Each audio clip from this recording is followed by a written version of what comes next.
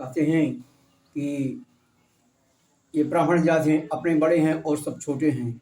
तो जात के बारे में मैं वर्णन कर रहा हूँ। जात के बारे में स्वयं भगवान ने, सनातन काल की बात है, सनातन से ही उपदेश उनके कर्मों के आधार पर दिया है। उसी का मैं चारों जातियों का वर्णन कर रहा हूँ। आदमी ने, मनुष्य ने जाति नहीं बनाया है, जाति भगवान ने खुद उनके कर्मों के हिसाब से बनाया है। ब्राह्मण क्षत्रिय विषाम शूद्राणाम च परंतप कर्मणानि प्रवृत्तानि स्वभाव प्रभवी गुणैः। ब्राह्मण का लक्षण देखो, ये है तो समझो कि ब्राह्मण है। समो दम तपः शौचम शांतिरार्जमेव च ज्ञान विज्ञान आस्तिक्यम ब्रह्म कर स्वभावजम। ये ब्राह्मण का जो है गुण है। और क्षत्रिय का है सौर तेजो दधि दाक्षम युद्धे चापलायनम दानमीश्वर भावस्य छात्र कर्म स्वभावजम। ये क्षत्रिय के गुण हैं।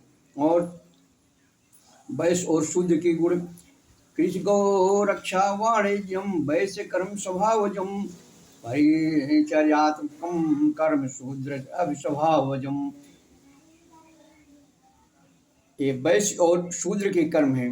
वो लोग जो हैं राजनीति में लाने के लिए, अपना अपना मनोरथ सिद्ध करने के लिए शूद्र को बहुत नीचे गिराते हैं। लेकिन शूद्र का मतलब ये नहीं है। शूद्र का मतलब है कि खेती करे और खेती करके 3 वर्ण जो और बताए गए इनके ऊपर, उन लोगों का सेवा सत्कार करे, उसको कहते हैं कि शूद्र है। शूद्र का मतलब गलत है कि बहुत नीच से ये नहीं कहा गया है।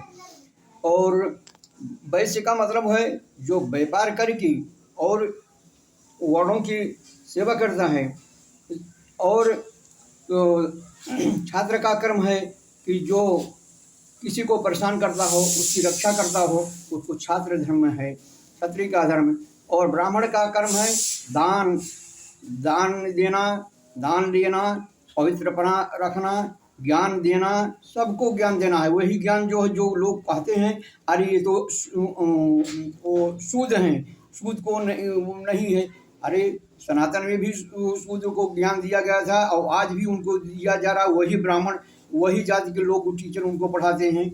और ऐसा लोग राजनीति सिद्ध करने के लिए बोलते हैं कि अरे ये ऐसा नहीं है, ये दिया है। मैं ये जो है गीता के 18वें अध्याय से एक तरह से श्लोक से बोल रहा हूँ। इस प्रकार से चारों जाति का आपस में मेल है और अपने अपने सनातन धर्म के अनुसार कर्म करते हुए भगवान को प्राप्त करना, बस इन चारों वर्णों का यही काम है।